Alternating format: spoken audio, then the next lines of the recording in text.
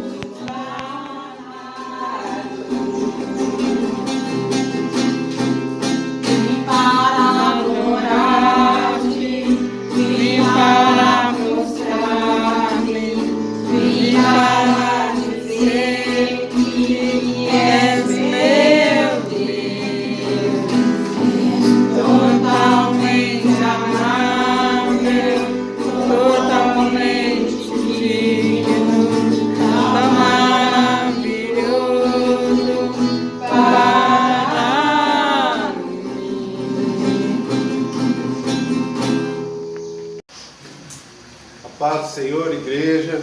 Amém.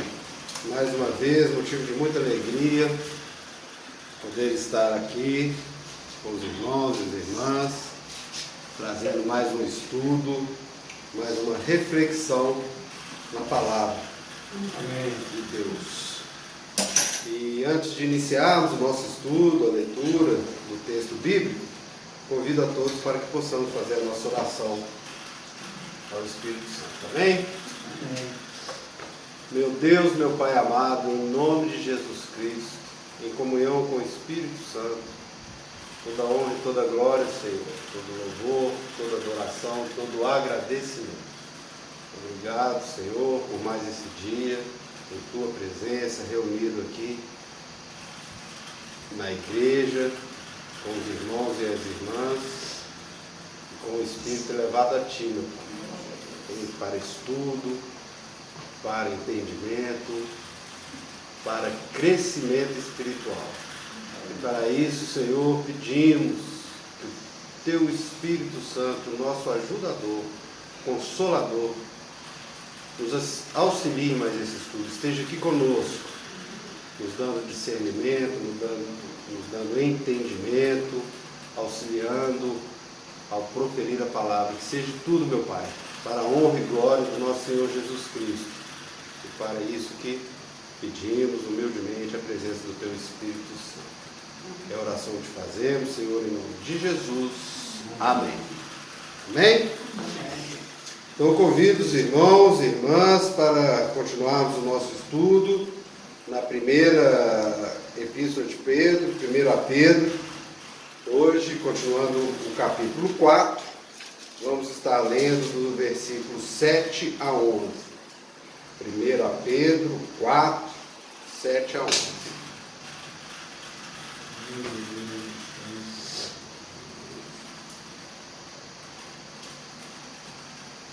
Amém?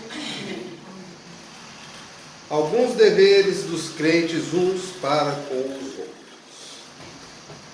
Ora, o fim de todas as coisas está próximo. Sede, portanto, criteriosos e sóbrios a bem das vossas orações.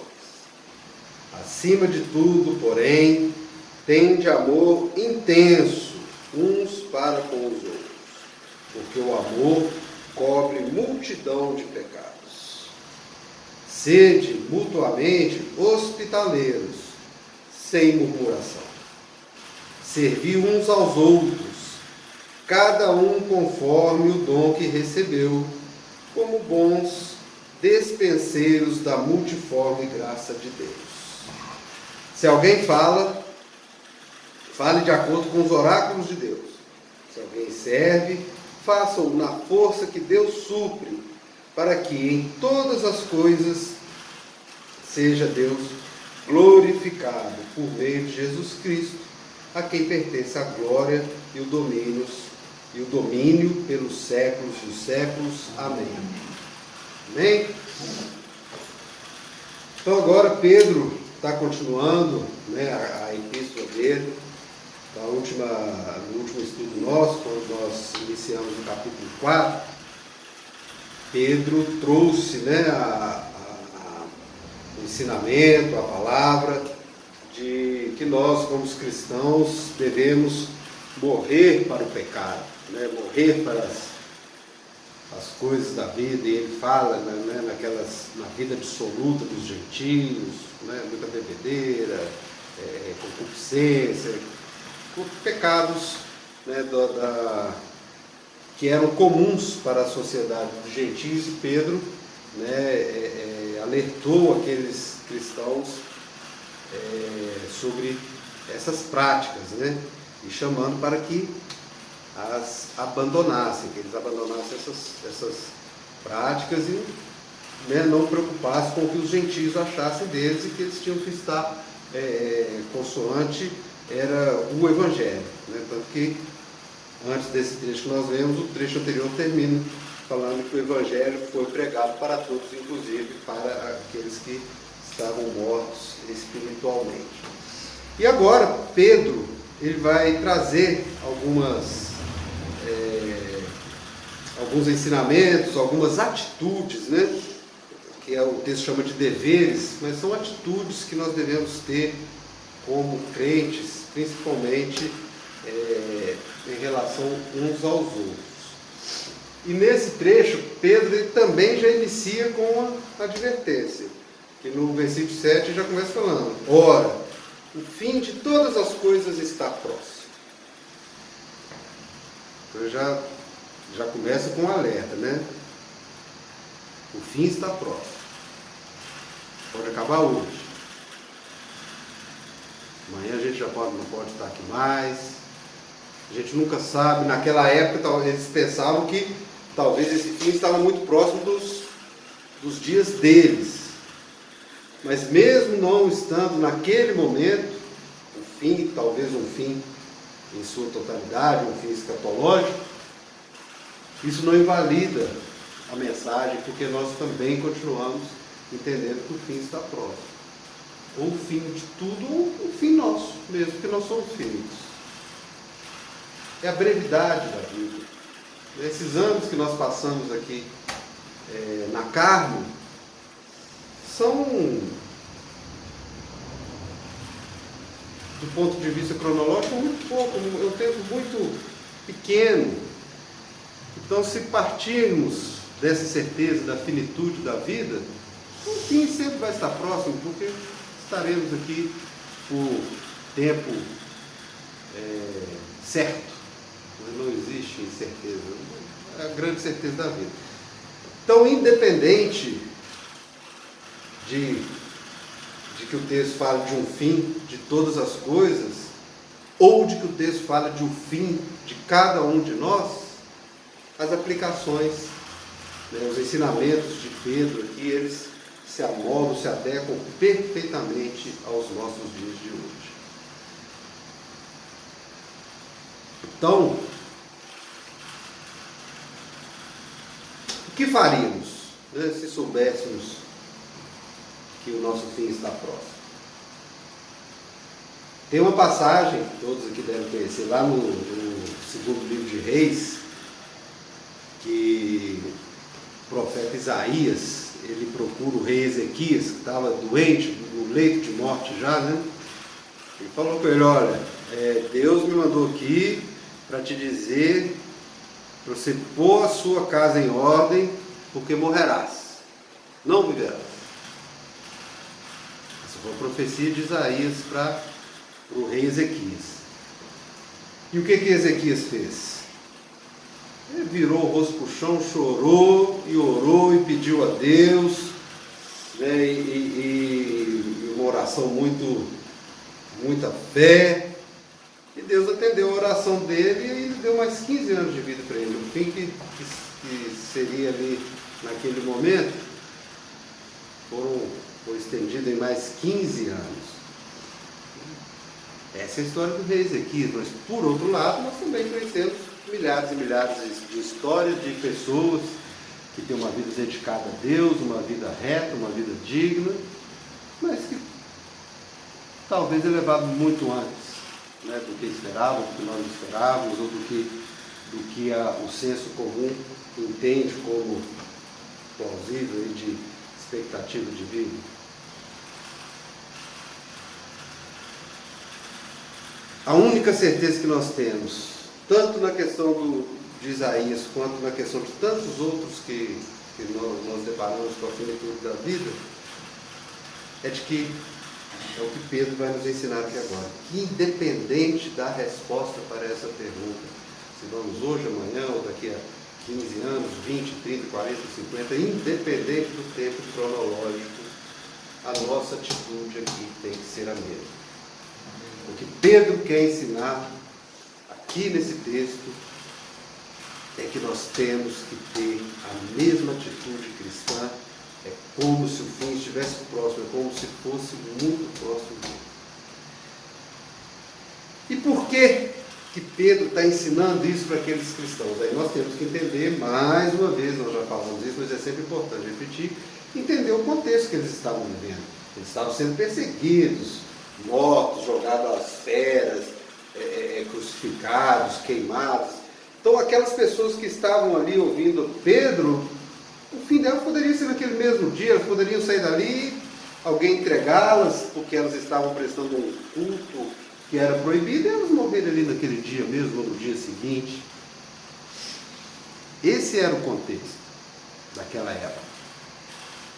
E hoje nós também temos o nosso contexto. Talvez o nosso contexto não é esse mesmo, de morte por perseguição, mas o mundo evoluiu tanto e se expandiu tanto e as relações humanas e sociais elas se transformaram em tão complexas que nós também podemos nos deparar com essa finitude, né, de uma maneira muito antes do que imaginávamos. E eu tenho muita tranquilidade para falar sobre essa finitude da vida, porque é a única certeza que nós temos. E acho que o cristão, aquela pessoa que mira o mundo espiritual, que crê na salvação, que crê, né, no mundo espiritual, numa vida espiritual com Jesus pós-vida carnal, tem que ter essa tranquilidade para falar da finitude da vida, assim como Pedro estava falando para aquelas pessoas. Então Pedro, ao iniciar esse trecho da carta, chamando essa atenção, olha, o fim de todas as coisas está próximo. Então ele vai apresentar 4 atitudes, 4, como o texto fala, 4 deveres, ou 4 formas de agir que nós devemos adotar, que nós devemos ter em mente e estarmos sempre buscando essas 4 formas de agir que Pedro nos ensina e que elas nos ajudarão, né, a romper, a caminhar nessa nossa vida carnal, nessa nossa vida terrena. Então a primeira atitude que Pedro ensina é a que está nesse mesmo versículo 7, né? Quando ele fala: sede, portanto, criteriosos e sóbrios. Então, ser criterioso e sóbrio, que Pedro está trazendo aqui, é uma ideia que pode ser traduzida ou interpretada como uma mente saudável, como autocontrole, como discernimento, né? No trecho anterior, né, no início do capítulo anterior, e a gente, mais uma vez, a gente lembra que a Bíblia era dividida em capítulos, versículos, em partes, para nós hoje, naquela época era um texto direto. Então ele tinha acabado de falar, né, que aquelas pessoas ali, enquanto eles estavam junto com os gentios, eles estavam em orgias, bebedeiras, idolatrias, concupiscências, todo tipo de pecado. Então agora quando ele fala, né, que fomos salvos pela graça, né, de Cristo, pelo sacrifício de Cristo na cruz, agora nós precisamos ser sóbrios. Precisamos ser sóbrios e criteriosos, ou seja, não praticarmos aquilo que um dia já praticamos ou que o mundo muitas vezes ainda vai colocar na nossa mesa novamente. Então é ser criterioso, ser sóbrio. E a palavra aqui, sobriedade, né, a raiz dela que foi utilizada, é justamente a palavra antônima de bebedeira. Então é sobriedade mesmo, de não se deixar levar pelas aquelas paixões mundanas, padrões mundanos e pecaminosos, né? Se posicionar contra o pecado, manter controle diante do sofrimento, diante das dificuldades, não apenas diante do pecado. A sobriedade aqui não é só para as questões físicas ali mundanas, mas também para aquelas outras imateriais que estão presentes na vida, né, das pessoas, nas nossas vidas. Sofrimento, dificuldades, situações inesperadas, tudo isso. Então, quando elas ocorrerem, nós temos que ser sóbrios, né, termos calma, sermos comedidos, né? Então, nesse mundo que vivemos, o pecado e essas dificuldades, elas vão estar sempre colocadas, mas é através da palavra, é através do Evangelho que nós vamos enfrentar e vamos ser sóbrios, vamos ser comedidos. E qual que é o auxílio que nós vamos ter nisso? O próprio Pedro fala no finalzinho aqui, ó: sede, portanto, criteriosos e sóbrios, a bem das vossas orações. Então é através da oração, é através da leitura da Bíblia, é através dessa sinergia, dessa conexão com Deus, com Jesus, é que nós vamos conseguir essa sobriedade, que nós vamos conseguir sermos criteriosos, né? A oração, né, ela nos conecta com Deus, ela traz o Espírito Santo para perto de nós, e é através disso que nós vamos conseguir essa sobriedade. né? Então Deus quer que a gente ore. Jesus orava, Jesus assim nos ensinou, ele subia ao monte para orar, para ter esse momento de intimidade com Deus. Então, é essa oração, a dedicação à oração, que vai nos ajudar nessa primeira atitude que Pedro traz, que é a de sobriedade e de sermos criteriosos nas nossas escolhas, nos nossos atos, né, nas nossas atitudes. A segunda atitude que Pedro nos ensina é que está no versículo 8, quando ele diz: acima de tudo, porém, tende amor intenso uns para com os outros. Então a segunda atitude é a atitude de amor, é a atitude de amor com os irmãos, é a atitude de podermos estarmos com o nosso coração aberto para amar o próximo, para amar os nossos irmãozinhos, né? Amar de forma mútua, né? Não é só assim esperar, eu tenho que primeiro ser amado para amar depois, ou para retribuir o amor, não, mas é um amor proativo, né? Tanto que ele fala assim, acima de tudo, ou seja, antes de tudo, primeiro de tudo, então a gente entrega esse amor, né? Antes de qualquer ação ou palavra, é ter esse entendimento desse amor contínuo, né? Que nós devemos ter esse amor contínuo com os nossos irmãos. E a palavra utilizada aqui por Pedro, no texto original, para esse amor, é o que é conhecido como o amor ágape, né? O que é o amor ágape? É o amor altruísta, é o amor de você conseguir se colocar no lugar da pessoa, entender que às vezes aquela pessoa erra, não é por maldade, mas é por uma fraqueza. É o amor que vai nos ajudar a entender e estendermos a mão àquela pessoa, não julgar, não afastar, julgando com uma régua moral, ou não entendendo que aquela pessoa ela também é fraca, ela também é humana, né? Então, é o amor perdoador, né? Que foi o mesmo amor que Jesus teve conosco, perdoando os nossos pecados, mesmo quando nós ainda éramos pecadores e não o conhecíamos, né? Então, é ter esse sentimento altruísta quando uma pessoa talvez te coloca numa situação difícil, ou age de uma maneira que você não esperava, ou falha com você, né? Então, nós temos que ter esse entendimento de poder perdoar, de poder ajudar e não julgar, né?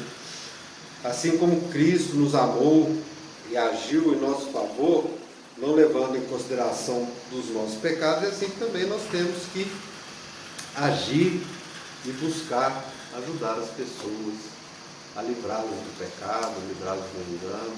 E o perdão talvez é o caminho para que esse amor possa acontecer. E esse texto de Pedro, tudo a ver com os textos de João, né, nas epístolas de João, que nós estudamos antes de Pedro. Inclusive, eu até lembrei, na primeira epístola de João, lá no capítulo 3, tem a parte que ele fala, quando ele fala de o amor aos irmãos e o ódio ao mundo, né? Nós já falamos sobre isso aqui. João também fala, está lá no 3, 1 João 3,16. 15,16. Quando ele tem uma palavra até dura: todo aquele que odeia seu irmão é assassino. Ora, vós sabeis que todo assassino não tem a vida eterna permanentemente em si. Aí que ele vem no 16. Nisto conhecemos o amor, que Cristo deu a sua vida por nós e devemos dar nossa vida pelos irmãos. Então João aqui ele ainda tem uma ênfase muito maior do que a que Pedro está trazendo nesse momento. João chega a falar de que é um amor tão altruísta que nós devemos dar a nossa vida pelos irmãos. Então esse é o amor verdadeiro, né, que Pedro está nos ensinando. E o finalzinho do versículo fala o porquê. Aqui, olha, porque o amor cobre multidão de pecados.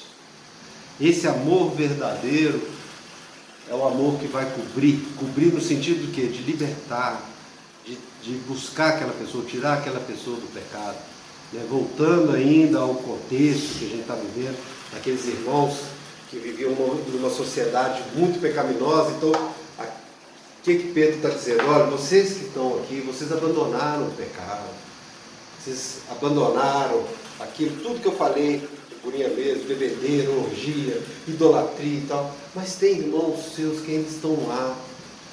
Então não os julgue, perdoe também, ame-os, porque esse amor é que pode tirá-los, pode cobrir a multidão de pecados que eles estão vivendo e trazê-los para o amor verdadeiro, para o amor de Cristo. Então é isso que Pedro está dizendo, é esse amor ágape, esse amor sacrificial, esse amor altruísta. A terceira atitude que Pedro nos traz, essa é uma atitude que ela é muito específica para aquela época. Hoje em dia nem tanto, mas ainda assim nós podemos ter uma aplicação legal para ela, quando ele fala: sede mutuamente hospitaleiros, sem murmuração.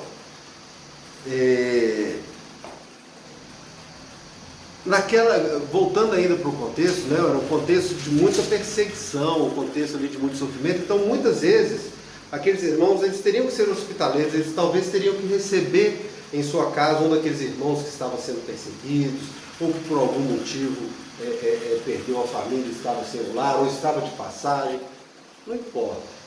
Mas o que Pedro está ensinando ali, que está falando com eles, que uma dessas atitudes aqui de dever dos crentes é essa hospitalidade, é ser hospitaleiro, né?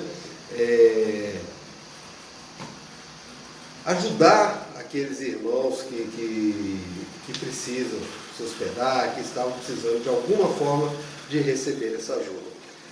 A Bíblia, né, dentro do contexto das leis judaicas, principalmente lá em Levítico, ela traz essa obrigação do judeu ser hospitaleiro, né, que fala que Êxodo 22, 21, lembra os judeus que assim como eles foram estrangeiros no Egito, deviam tratar os estrangeiros com cuidado, ou seja, aquelas pessoas que estavam de passagem, né, quando fala estrangeiro, aquelas pessoas que estavam passando e que muitas vezes precisavam de receber uma hospedagem, lembrando que não existia um sistema de hospedaria naquela época, né, hotel, nada, estalagem, não.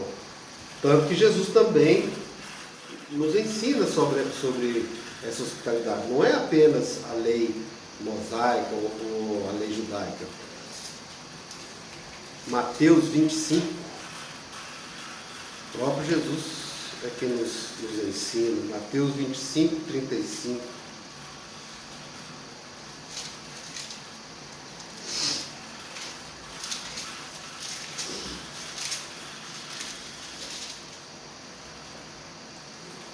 Porque tive fome e me deste de comer, tive sede e me deste de beber, era forasteiro e me hospedastes. Estes são os que estão preparados para o reino de Deus. Então o que Pedro está trazendo aqui para aqueles irmãos é o ensinamento de Jesus, que ele aprendeu com Jesus, da hospitalidade, que naquele momento ele se mostrava muito importante, porque aquelas pessoas estavam sofrendo, né, e precisavam, né, muitas vezes, dessa forma, dessa atitude benevolente. E Pedro diz mais: vocês sejam mutuamente hospitaleiros sem murmuração. Ou seja, não era uma hospitalidade por obrigatoriedade, ou uma hospitalidade por dever. Que às vezes estava recebendo e ficava o tempo todo colocando vassoura atrás da porta. Não era isso. Era sem murmurar, era uma hospitalidade verdadeira. Era uma hospitalidade verdadeira, entendendo o sofrimento daquela pessoa e fazendo isso de bom grado como uma forma de estar servindo a Deus, né? Então Jesus nos lembra que hospedar alguém que precisa é fazer ao próprio Cristo, como eu acabei de ler lá no Evangelho de Mateus, né? Hospedar pessoas é compartilhar o amor que recebemos de Cristo. E isso deve ser feito sempre para a glória de Cristo, não para uma satisfação pessoal e também sem murmuração, né? sem receio. E por fim, a última atitude, né, que Pedro nos traz e estabelece, que está no versículo 10 e 11, diz respeito à servidão, ao servir, né? Servir uns aos outros, cada um conforme o dom que recebeu, né, como bons despenseiros da multiforme graça de Deus. Se alguém fala, fale de acordo com os oráculos. Se alguém serve, faça-o na força que Deus supre. A igreja primitiva, a igreja espiritual, a igreja verdadeira, ela se desenha de várias formas, né? Pedro fala das duas principais, que é falar e servir, né? Hoje eu estou aqui servindo na condição de orador, de falando, de trazendo um estudo, mas Pedro fala servir aos outros, cada um conforme o dom. Então a gente entende que não são todas as pessoas que conseguem falar, então vai trazer uma música, ou vai trazer uma palavra de conforto, ou vai trazer uma orientação, ou vai trazer um acolhimento, ou vai ouvir, vai abraçar.